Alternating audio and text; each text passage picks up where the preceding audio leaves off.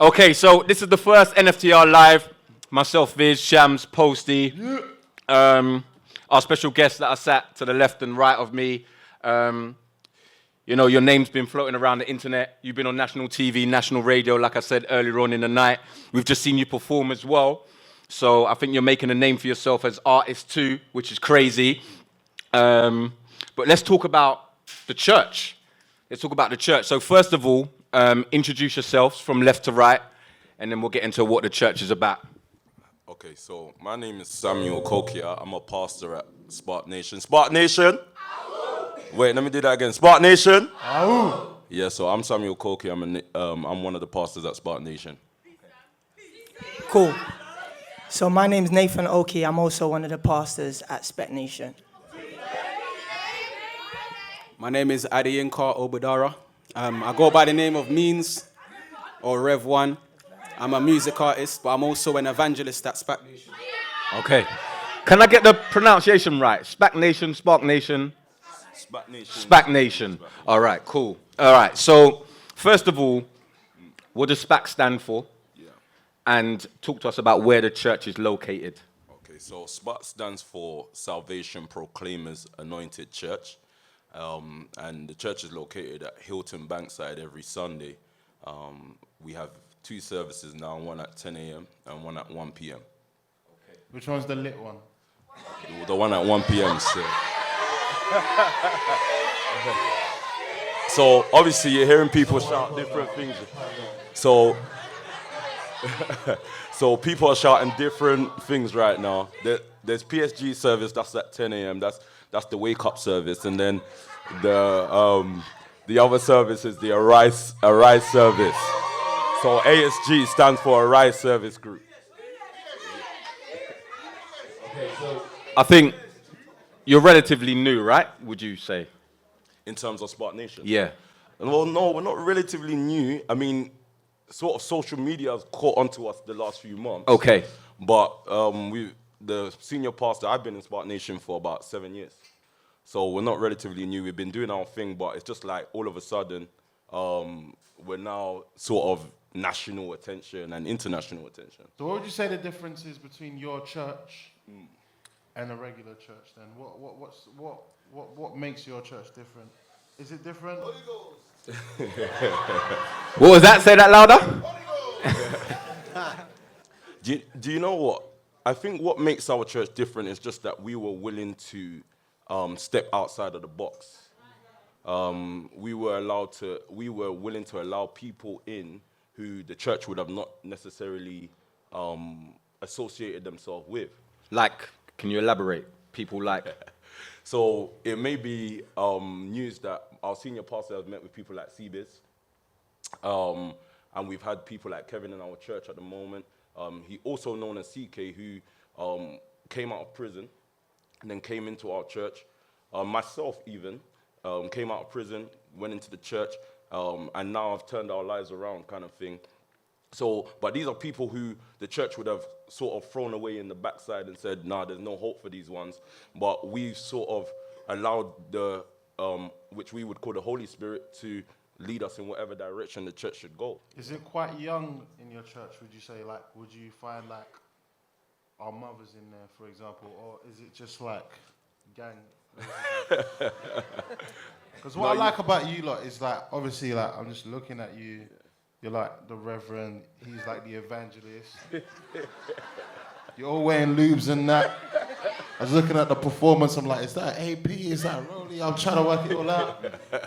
It's a Rolly. Nah, so I didn't even see that one. I was looking at the other chick. So, How you not getting money, man?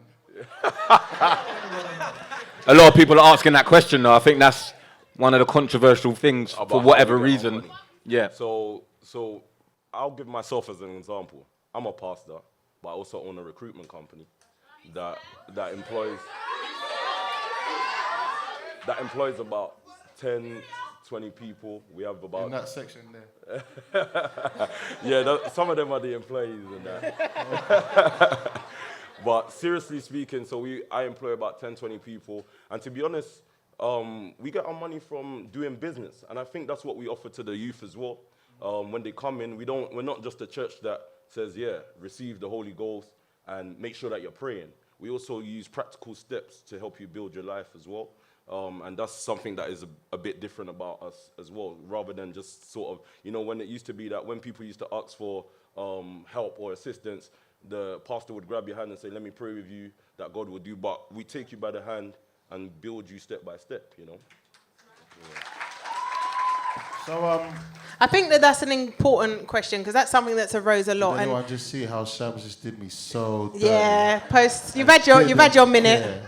You spoke about the watches and that. We're over it. We're moving on. Oh, wow. All right. Showing off in front of your new friends. Yeah. Say no more. Yep. So basically, a lot of people were kind of finding a lot of critique about the fact that you guys were building people.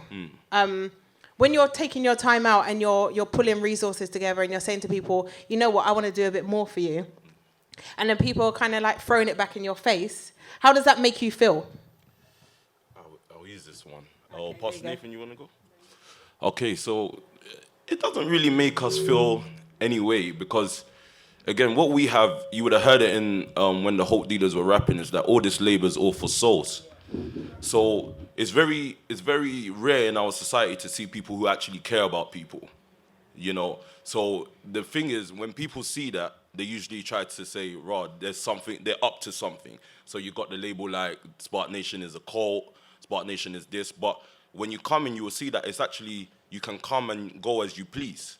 But the people who have decided to stay, like I was talking about CK is another one who came out of jail maybe 2 years ago, but now he's a director of a company with like a fleet of about 7 to 10 cars, making himself a nice, decent living. Once upon a time, moving boxes on the road, but now he's making himself a living through car rentals and stuff like that, and almost moving into the plane side of things as well. So for us, those testimonials are what we live for. We don't really worry about what people are saying on wherever they're saying it. Okay, but obviously there are those people that are kind of just against it because they're against it, but then there are others who maybe are disputing, why are people coming to SPAC Nation? Are people coming because they want to worship, or are people coming because they want to get rich? That's a good statement, but one of the things that we notice about the church is that people are leaving because they want to get rich. And the truth of the matter is, you can find both in church. We believe that God gives prosperity. That's something we don't apologize for. We believe that God gives prosperity, but we also believe that you should have a relationship with God. Many times out of 10, the people that come in and fully plug in, when they come in, they first of all meet God. And then next of all, then we start working with them. But because of our lifestyles is basically 24/7 sort of church. But so when they start connecting with us, all they see is church and God. And then eventually, we're working with them to then build their lifestyle. So for us, we notice that people say they're coming for that reason, but people that were once in the church left for the same reason. So we now know that the church must be able to provide both. We must be able to provide faith, but also be able to provide alternative lifestyle. Okay, that's an amazing point. But I still have to raise the point that obviously when I started to see your Twitter campaigns, and one of the main ones was "This is SPAC," and it was like, this looks like it's a car lot, but it's the car park of SPAC Nation, yeah. And there were hella big whips in that car park. So for me, and then obviously your most recent campaign, hella lubes. Yeah. They were just walking, just bare bloody shoes on the floor. Cardi B advertisement. Let's talk about that, please. Like, because obviously, if you're trying to bring people in and you want them to see God first, yeah. And the other stuff is important also, because we all want to get a bit of coins. We want some coins. But if we want to see God first, then why is the intro to SPAC Nation? This is SPAC Nation about cars and lubes. The advert that you were talking about, I was in that advert. I see you, boy. So that advert was put out there, and it was meant to be controversial. It was supposed to be. And the thing is, when it comes to finances, one of the things that I've found is young people are looking for economic power, whether it be on the road or if they're at work, they're still looking for the same thing. And the only thing that we're trying to, I guess, demyth as what P. Sam said, is to show you that this can actually be attained with God. It doesn't have to be a separation. So to do that, because I can't get you through the doors, I'm going to show you, actually, look, this is what's actually going on here. There are actually brothers here that are doing business, they're excelling in business. So is that for the ladies? Huh? Is that for the ladies? No, Because that's there's not- brothers here. Yeah, Okay. Was that a sales pitch for women to find husband? Well, if that's what you come for, you might come for that, but you might get licked with something else. You might come for that. But it's really because this is the thing, we're not blind to the fact that people are fleeing from church. We understand that. And we understand that you might not necessarily even come through the doors to understand that these guys are offering an alternative lifestyle. So our thing is, okay, cool. How can we create an advert to show them, actually, this is church? And don't get me wrong, there will be some people that will throw up all sorts of scriptures and say this is incorrect. But there are, and there was on New Year's, loads of people that will come and say, right, I didn't know church was like this. Yeah, so that's pretty much in regards to the advert. And just to also support what he's saying, another thing is that if you're going to market something, you're going to market the results of a foundation. So, of course, we know that Barbados is great, but imagine an advert of Barbados showing the president of the country, yeah, and then all of us are saying, come to Barbados because the president of the country is amazing. We're not really going to go, right? But then if you imagine that you see the results, that the president, you got a nice sea, got good weather, you show all of those things, and you say now, you see where this all started from was a group of people who were, let me now go back to SPAC Nation, who were worshiping Jesus. We're only showing the results of the worship. Do you get what I'm saying? So that people, because people have heard Jesus all their life. I grew up in church. I left the church to go to the road to look for money. Why? Because my mom used to tell me, pray to God. Then God will answer all your prayers. And I was like, well, I was looking at my aunties and my uncles at the time, and I was thinking, it don't look like God is answering much prayers, you know. But then after a while, you come back to church and you realize that there's a certain way to do it, and then you're able to show the results so that young people can then realize that, I can be in God, have faith, and have wealth at the same time. So what's the all right, cool. So I did this, right? I'll be honest. I purposely didn't do research for this particular interview because I've heard about you guys, right? And I wanted to be like, come from like a place of not knowing and really understand, so I could ask the silly questions that people might already know, right?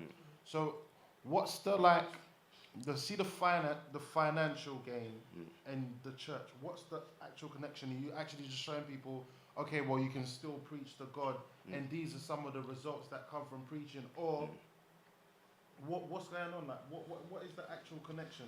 So SPAC Nation is a house of mentorship.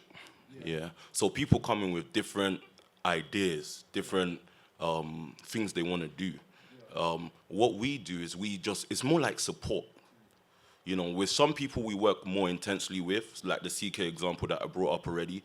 So what actually happened was that a group of brothers came together, put some money together, and got him his first cars. Then he took it from there, because what he said was that he wanted to do chauffeuring. So he took it from there after we got him the first car. So I think we got him a Mercedes E-Class, or S-Class, and a Viano and a Range Rover. Well, so the guys from church collectively put money together and started buying these vehicles? Yes. Okay. So we worked more intensely with him. But then there are people who come in who already have maybe a mindset of what they want to do, but they don't know how to achieve it. So they connect to mentors in the house that will help them to achieve what they need to do. But it's not like we're out there handing out envelopes with money. It's just that people become successful along the way, and we tie that to their relationship with God at the same time. So would you say that SPAC Nation is also kind of like, as well as a church, would you describe it as a business as well, like a business model type of organization? I would describe it as a movement. As a movement? I would just describe it as a movement where it's a movement that just look to help young people.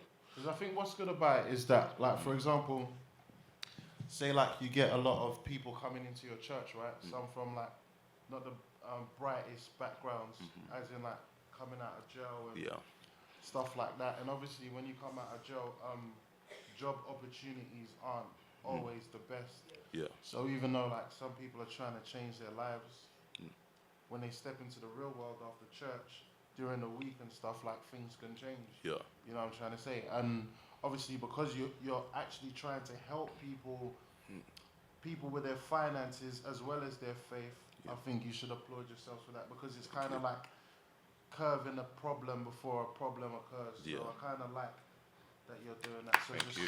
round of applause.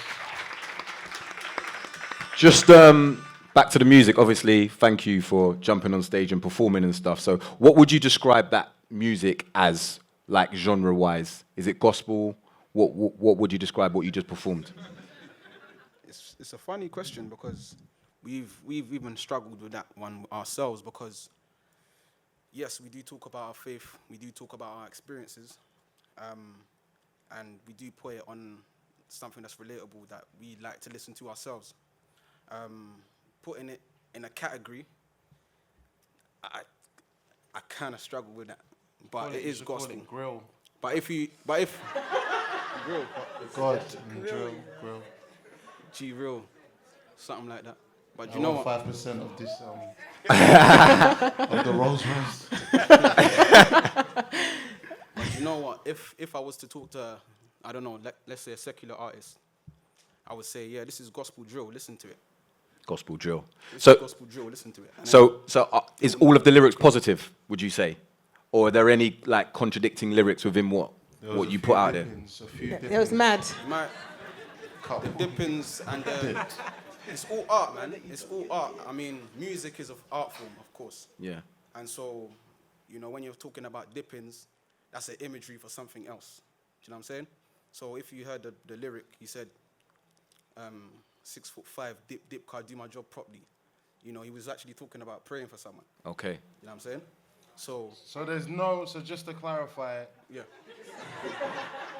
nobody got dipped like that. Nobody So got it's dipped. all the lyrics it's a are metaphor. positive. Yeah. It's important to ask that because sometimes with the naked ear and the speed of which you guys are rapping and the energy and the Ballys and stuff, it does look like someone's about to get dipped.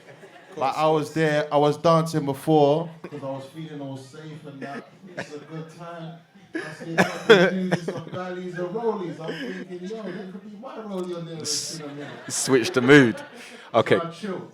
What would you say then to kind of like the drill scene, which is like thriving in the UK at the moment, like the artists that don't actually rap about positive with a positive message and it's quite negative, or seen as negative? What's your response to that? As you're saying that your lyrics are.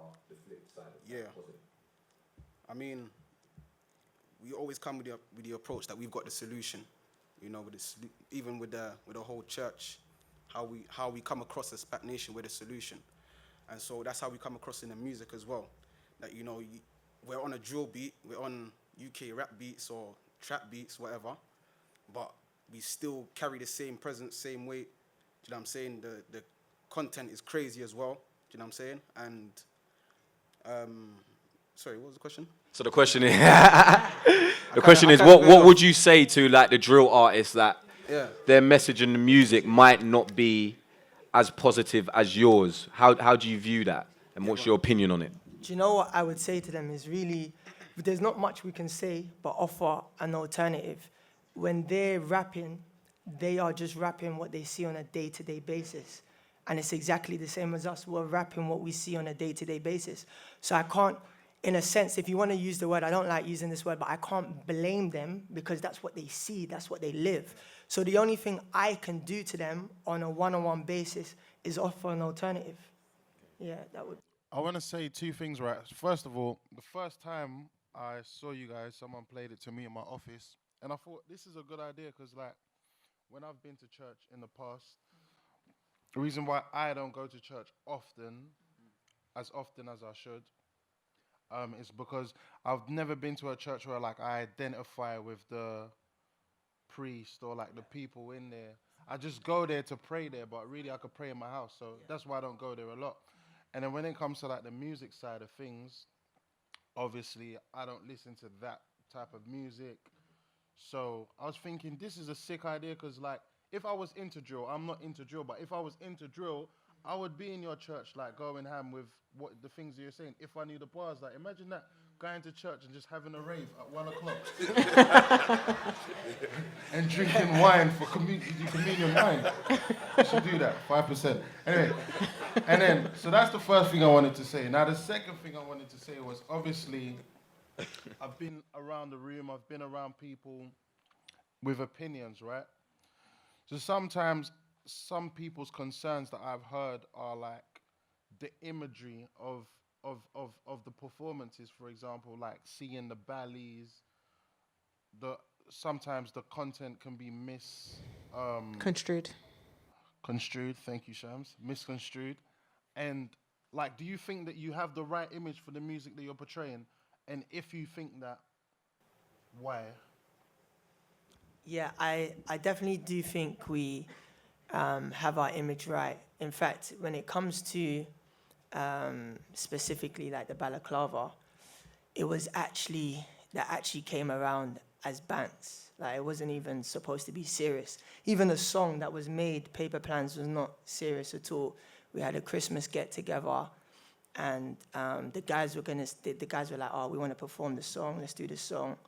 And as they said it, there's a couple of the guys who are wearing Ballys, and they're applying for places like Cambridge and Oxford. And they're actually wearing it because they can't show their face.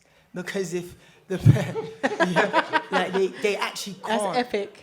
Do you get it? What a spin. Yeah, because they won't get in. Their lecturer doesn't care what they're saying or what they're rapping. They won't get in at all. So that's how I guess the imagery came around initially. When it comes to the imagery now and us running with it, young boys are able to relate to it. And to be honest with you, when we make our music, it's not for the church. To be fair, we couldn't really care what the church would want to say about it. It's really because aside of the music is probably 5% of what we do, we're actually out on the streets actively speaking to people. And life out there is crazy. It's so crazy. In fact, I was saying I said I might mention it, and I will. We were on the way here. The reason why we're late is because we stumbled into an altercation and stopped 2 people from stabbing each other. In fact, it was so severe that I've literally got this thing on me here because we've had to disarm the youth of his knife.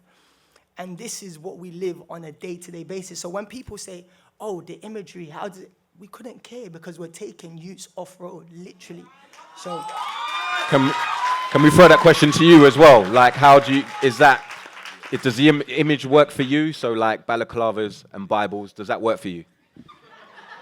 I think one of the... No, just let me add to that point, because I think, the older generation would say that you need to be, on stage with a tie and a shirt and stuff, So do you feel that's the right image? Well, the older generation did their thing their way. I don't want to start talking about the older generation here but what we have said is that we're just going to do what we know to do. We got young boys out there on road that we need to tell them that, okay, listen, we were once like you understand? But when you come in, there's not going to be this judgment of this is what I've done or this is what I am doing. The first thing we want to do is just connect with that young man. So we don't have a problem with the Ballys. We don't have a problem with Ballys and Bibles, as we would call it, because we know that in different societies, the reason why, let me use the black community. The reason why the black community sees Bally as such a bad thing is because it's used for crime a lot. Do you get what I'm saying? But in different societies, Ballys are used for war. So we're just reshaping a mindset to say that if we can take this Bally, pull it on in church, rap positive message, we're refining the mindset of the young man that would have thought, yeah, this Bally just solely for crime. So it kind of makes it look stupid, if you get what I'm saying. Because eventually we're saying to this young man, whatever you think this Bally represents for you, it can represent another thing for another man. So we just use it to attract. We attract them to say, and we made noise. In fact, it was the Bally stuff that eventually ended up us up on BBC the other day, because the noise went on Twitter, and then we ended up on BBC, where we were able to spread the message a lot more. So for us, it's just about attracting these young men to tell them that, listen, we know what you're like now, but we accept you as what you're like in order to make sure that we can show you there's an alternative. So if that Bally attracts them, then we're gonna wear Ballys all day, you know. Do you think that? Sorry, because you've got bars, hella bars, right? No, they're actually really good rappers. No, I'm not even just talking about the hope dealers and what I'm saying is you've got bars. Do you feel like most pastors have been secretly rappers in their past lives? Because pastors do have bars. You'll hear them and you're like, okay, all right. And you might not even have agreed with it before. You're just like, yeah, this is great. So do you feel like, a lot of pastors have been rappers in their past lives? Yeah, maybe they have, maybe they haven't. I'm not sure. So we're going to take it. We've had a few questions from the audience. Make sure that if you guys have any comments, if you want to celebrate the fact that SPAC Nation is here, if you want to celebrate what we're doing here, or if you have any questions for any of us, the hashtag is SPAC Nation. Look at me, I'm converted. Converted.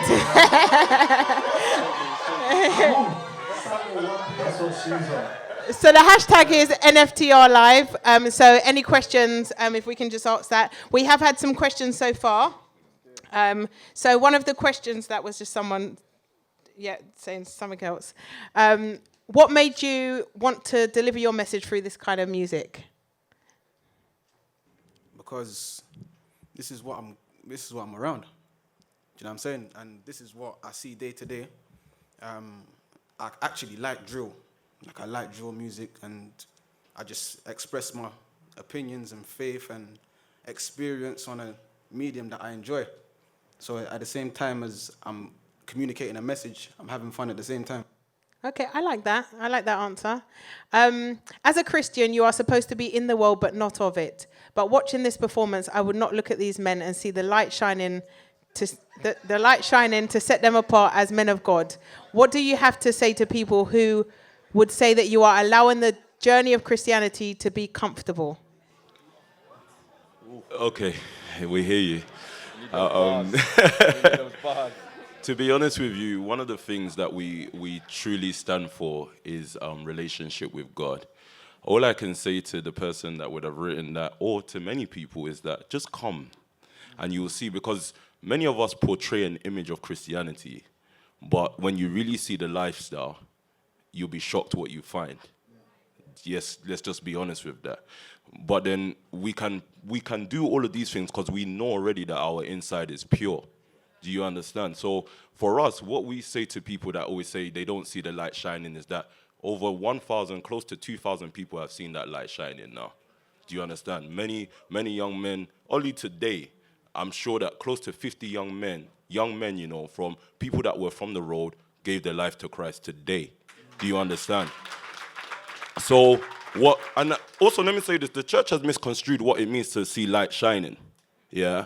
What they think to see when they see light shining, because if I'm honest with you, I don't want to start preaching here, but nobody ain't seen the church light shine for ages.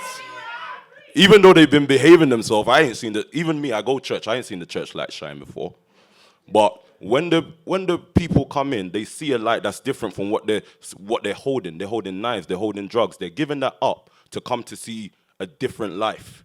So all you see in front of you is just an attraction that our society is caged in. But by the time they come in, they see the light and they drop what they were doing to now follow this way. So that's mine. Okay, and then we have something else. So, a lot of the references could be misconstrued. Some of them deliberate, to cause a bit of marketing, to be references to drugs and stuff of that nature. Are any of the people that are rapping in these lyrics or attending the churches still one foot in, one foot out? That would be extremely hard to answer, because you would have to know every 2,000 people's individual Okay, just story. one of them. Is there any one of them? Yeah, what I would say to that is that we have people that come to church and they're on a journey. And you can never disrespect that journey. They're on a journey and they're going somewhere. And some of these people, some of the stories that I hear on a day-to-day basis is heartbreaking. So I wouldn't even put in are you 1 foot in, are you 1 foot out? They are seeing things, they are being saved. So they're on a journey, and we're here to help them. Okay. And what is your, so obviously sometimes there may be occurrences where you might get some bad news that, someone has, had a past life occurrence and maybe got themselves into some drama. And then you get this news, and obviously it's a representation of the church as a whole because of the church is so much at the forefront of the media. How do you deal with that? Sorry, repeat the question. So say someone gets dipped in real life, yeah, and they're a member of the SPAC community. Because SPAC is at the forefront, I'm sure that a lot of that feeds back to the church. How do you deal with that type of scenario? To be honest, we've never had that scenario, so we wouldn't know how to deal with it as of yet. And we don't even plan to have that scenario. One of the things that we must recognize is that we are very much a church who believes in the power of God. Yeah, I must say that. You see the power of God. What we say is when these young men come in, and just to even also say, to talk about what Pastor Nathan was just saying, when these young men come in, we help them transition. Yeah, in that time, there are many things that can be happening to them. They can be going through issues in their area and stuff like that. But one of the things that we're able to do is to mentor them on how to move to stay out of trouble. And anybody that is truly in Spark Nation, they're really plugged in, they're really connected. Because some people just come and go on a Sunday. But there are people who are connected. It's not going to happen that they're in the same kind of problems that they were in before. And even to the point, let me just add this, where if we have to mediate, we will mediate. We'll sit two gangs down and mediate with them to say, listen, we was with some of the gangs from Farm the other day and mediating with some young boys after one of their boys died. And we're telling them, listen, you shouldn't go back this way, but we will be willing to help you to cause a change in your community. So there's a lot that we do in order to make sure that we don't get to that. Like I said before, it's difficult for some people to find churches that they relate to, and I'm a firm believer in evolving or being extinct, and a lot of the problems that you guys are actively solving, like people our age or younger, like from our backgrounds, they're not necessarily going to go to the church down the road and like start singing hymns and all that and like feeling good, to be honest. So like if you lot are making like this type of music and these types of organizations, as long as you're like providing a service to people and a good service, you understand what I'm saying? You're making a change. So I don't think you should listen to any of the haters, to be honest, because you're doing something good. I'm still talking. One more thing. sorry, one more thing. I just get cut off a lot. So, like I said, I really like the fact that it is like a church, for example, and it's like an organization. You're actively helping people. You guys are making money. Is Spark Nation somewhere you can find a wife, like a good woman? Because do you know what it is, yeah? I like you lot's style because you're keeping everything in-house, yeah? So, like, this is good. Like, are you lot like all in like, are you meeting, are you guys meeting each other? Like, because you want to find a Christian girl, right? Of course. I've got a fiance though. That's one thing I must say. Oh, mate. I thought he was saying I've got a few fiance. Okay. So I've got a fiance, but one of the things I will say about is Spark a place that you can find a wife. Well, the girls are very well trained. If you're filled with the Holy Ghost, then you might have a chance. What do you mean well trained? What does that mean? It means that they're not gonna do something like, oh, they're gonna just say, yeah, I'm gonna go with a guy just because I like the way he looks. They know that if you have to be filled with the Holy Ghost. Now, that's what I mean when I say well trained. Filled with the Holy. And what about the guys? Because are the guys the same? Because I don't. The guys are filled with the Holy Ghost as well. Okay. Obviously, when the guys are trained as well, they're trained to be filled with the Holy Ghost. But the reason why I say that, because as a pastor, I know that there are many guys that know how to mess up girls. Like when girls get into a relationship, sometimes the guy just messes them up. And that girl, I deal with many different abuses, so I would know. But So we protect our women, and we're taught as men to treat our women very, very well. You know, we respect our women, we love our women more than after Christ, we love our women, and we don't touch them, and these are the things that we're trained. So again, that just goes back to the light shining question. These young men in Spark, these Spark boys, were trained very well. Okay, I just had to clarify that because I get my back up a bit about the woman thing. Was wild still. That was wild for me. It was It was getting me. He went to the old generation. Yeah, you clarified With it. that Okay, I was back on the cult thing. I was converted, then I was unconverted. I was against you for a second. I had to make sure that we wasn't, doing anything crazy to the women. Them. I also heard. I just want to clarify if it's true. Someone said in the bar like they put their rollie in the collection basket. Is it true? I don't watch over the collection basket, so I wouldn't be able to answer. Maybe Pastor Nathan. Pastor Nathan? I know the guy is true. Is he in the room? Yeah, he's in the room still. Can he stand up and let's just clap for that? I don't know if that's he'll a serious stand. thing to do. Nah, I know him. I remember when he said it. He's right there. He's the guy with the do-rag type J Huss dread. Big yourself up, bro. I wish he was up here. I've got so many questions, but I guess onto a different a different conversation. Oh God, he pulled out the waves. Yeah, he wanted to let you know, man's got waves to. Yeah. So after giving the BBC access to what you do, I would say they didn't necessarily portray you in the right way. Are you going to continue to give media the access to what you guys do, and how did you feel about that piece that the BBC put out on you? Well, to be honest, we were happy with the piece that BBC put out for us. And BBC, I believe, are coming back for a 5-part documentary. 5 episodes, and it's going to be on BBC 3 as well. So, but we're happy. We're happy with what they show, because usually when the church is in the limelight, it's for, this pastor took this or that. But when they came, they didn't find anything negative that they could, and they saw that we were doing the work for real. Yeah. Okay. So where did you see the movement in Ooh. Nice post, nice. I tried. Where do you see the movement in 10 years then? Where would you like it to be? To be honest, I can't. Did someone say heaven? You want us to die already? To be sincerely honest, I'm not the senior pastor of the church, but what I can say is that I know that we have about 17 community units around London. What is a community unit? Can we break this down for us? I'll say so. Community unit is intimate groups where pastors are tasked to actively work in their community.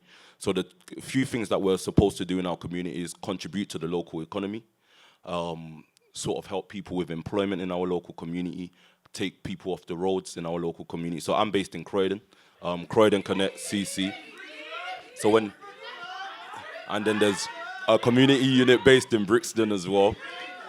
And then so they're screaming out their community units basically. So this is sorry. So what I can say is that there's 17 community units around London, and we actively work with people. But what we want to see is that those communities are better because we're there.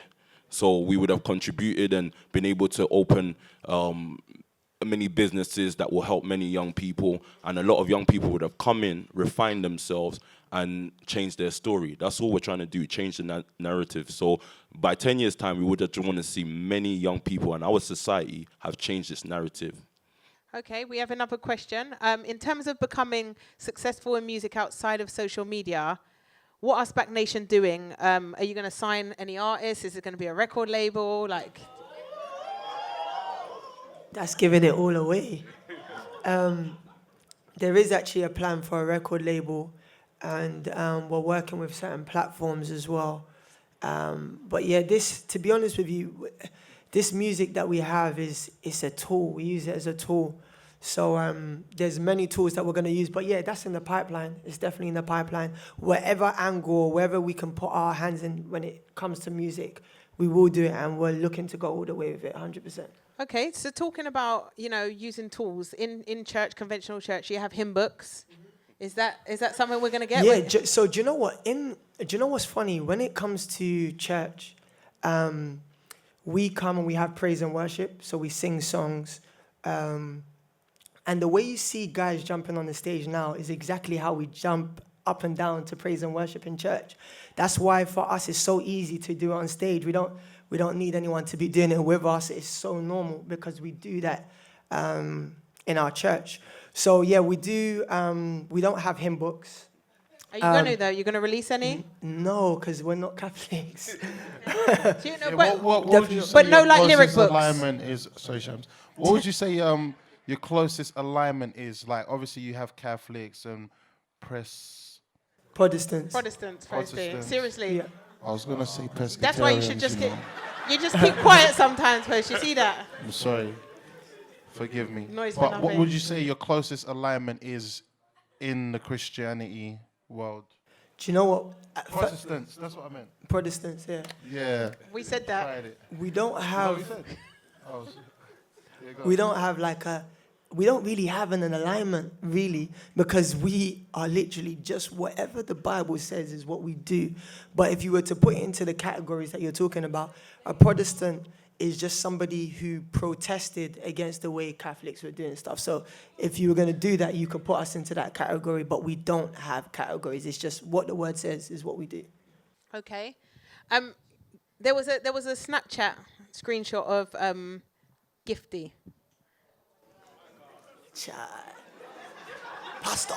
So Giftie from X Factor there was a snapshot of her Snapchat, and yeah, she said that basically that people who were saying they was going to run up on the pastor in SPAC Nation could get handled because some people are still living that life, basically. Please, can we discuss? Okay. First of all, what Giftie Louise has said is, and let me just say this I support Giftie Louise as an individual, and one of the things that we must understand is that people have always shined this light on the church to say that everybody in that church must be perfect all the time. Yeah. Now, this is her community unit pastor. She was. No, I'm saying it for a reason. Yeah, 'cause he will speak, but I'm saying it for a reason. Because we had a chat, she has openly come out to say that she was under a lot of pressure and she reacted. Do you understand? So I'm here to say that we are allowed to make mistakes, and I still fully support Giftie Louise as a person. Do you understand? So there's no doubt about that. She made a mistake when she felt the pressure and she reacted in human tendencies. If you think the church is a place where people cannot have human tendencies, you're wrong. What we say about the church is that it's a gathering of people who have flaws. Yeah? It's a gathering of people who have flaws. The church is a hospital. It's not a perfect place. People who have issues come so that we can all get healed together, you know? So one of the first things I would say is that I support Giftie Louise as a person. She was under pressure and she reacted as humans do. Okay. Speaking on hey, we need to hear from you. Sorry. Oh, not interrupt. All right, cool. Yeah, so I spoke with Giftie Louise straight after this incident happened, and as the same as Pastor Sam said, I support her fully. One of the things that we need to come to understand, especially for someone like Giftie Louise, she's come and showed me literally over 100 DMs, hate DMs, threat DMs, and all sorts of, you'll be surprised what people are able to say on social media. I mean, there was even one that I was dealing with where they said their happiest time in life was when Giftie was about to commit suicide. Yeah, so people are wicked like that. So as this message has now come through, she really loves her pastor, as we all do. And the way I would put it to you is someone has come and said that they're going to do something to your loved one. And in the heat of all of that, she's reacted. And Giftie, even she wasn't happy with it at all, that she actually reacted and gave in to what happened. But again, this is the pressure. We would never see the pressure. We wouldn't see the 100 DMs. We wouldn't see all of this stuff. We'll just see the reaction. And just as Pastor Sam said, she reacted in human tendency. So we stand by her. Okay. Yeah, I think that's pretty much it. I think we obviously, we have the cult stuff that's been spread around. And I know we touched on it a little bit. And, you know, I lived not too far from Kilburn. We had a bit of a cult going on in Kilburn Church. Oh, wow. Yeah, you lot must, you're acting surprised. You've never heard of that? Oh, my gosh. Wow. It was going down. It was going down. So it was a cult, but it was a different type of cult. It was there was a lot of sexual favors being released to the pastor there. Yeah, I've got to talk about it. It's very important. Sorry, guys, but it was happening. And those kind of tendencies shed a really negative light on the church. What are your thoughts on those kind of things, and how do we avoid those dialogues being put out there? To be sincerely honest, I won't comment on sexual favors or anything like that, because I don't know the pastor and I don't know anything about the situation. But all we can say is that our aim is to make sure that we run a church that is transparent. I mean, in terms of what we do with our finances, we're very, very transparent. We've given over 200K, or close to 200K to the homeless and widows last year, and it was portrayed. And there's always financial paper trail so that anybody who wants to investigate can investigate if they like. And we just are very open and transparent. Now, we are not saying that young men or women may not make mistakes. They do make mistakes, but everybody has somebody who they can go to in order to talk about their issues and stuff like that. But we keep things transparent and open so that nobody has to worry about, what are they doing behind closed doors? 14 people live in my pastor's house at the moment. Now, you see those 14 people, if something cultish was going on, they would have found out by now.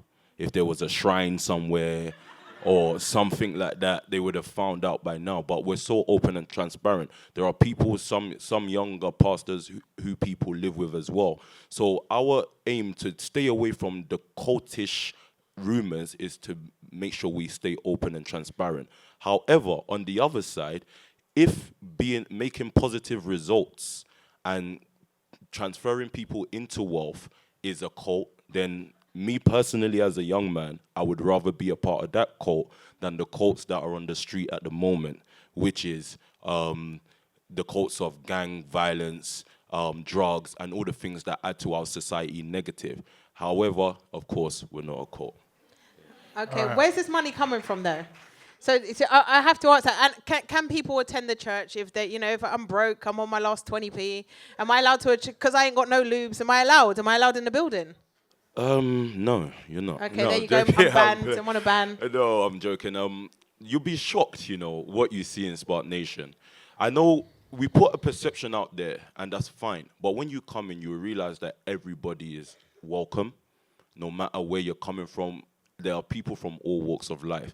Obviously, you've seen flashy people. There are people who are conservative as well in Spark Nation. People who don't want to do the flashy stuff, but they're there at the same time.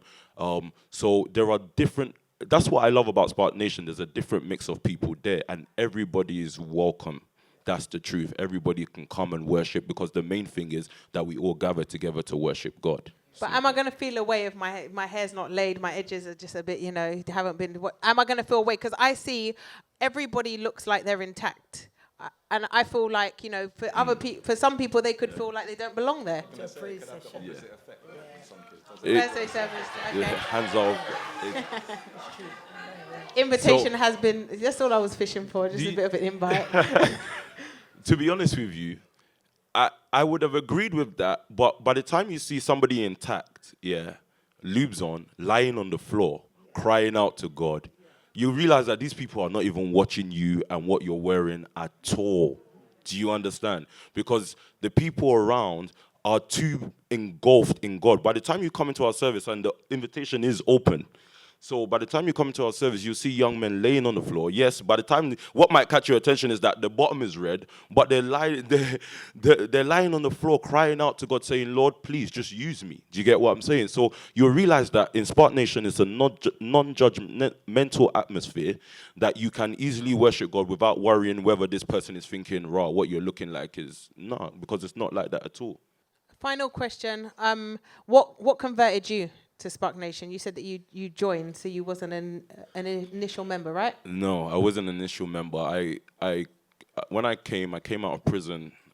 I went to prison when I was 17, was sentenced to a 3 years, 9 month sentence. And I came out at the age of 20. 4 days later, I met the senior pastor, Pastor Toby. This is in 2010. And you know what? Even though I had a father in my life, I lacked a father figure. But he sort of just mentored me. I went to go and live with him, and he began to train me on how to be a Christian, but also be successful in life. And I realized that, because I grew up in the church, I realized that this is what I've always been looking for. I've just been looking for somebody who can help me channel what's been inside of me all my life. So that's really my story, and 7 years later, here I am.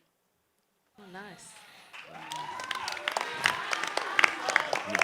Well, thank you so much for joining us today. Like we said before, I think you should definitely tap yourselves on the back for going out there and actually making a positive change in our current times in the way that you guys are doing it. You know what I'm trying to say? So keep changing the world, man, and keep worshiping God and keep making grill. 100%. Is there any questions? Does anyone in the audience want to ask a question? This is their crew, Viz. No, but they still might want to ask a question. Oh, yeah, maybe. No? Are we going to come? I think we should. What, this Sunday? Get down to that 1 o'clock. 1 o'clock, you said hold time. Yeah, but you lot have got money. You're going to pay us to come. Because it's a, what is it, a PA or something? I don't have to buy lubes, no? All right, cool. Man. Yeah, I'm there. Now, joking, yeah, we'll come. Why not? Wait, what, the 1 o'clock joint? Say no more. Guys, I just want to say also that you lot it's really phenomenal the way you guys are supporting each other, coming out, buying tickets, and making sure you got each other's back, because that's how you grow a movement, and it's really, really inspiring. 100%. And thanks for coming down, man. Wait, before we end, I just want to do that thing. Spartans! No. What? SPAC Nation, Posty. Dash a buckle after him. Calm down. I'm not the enemy.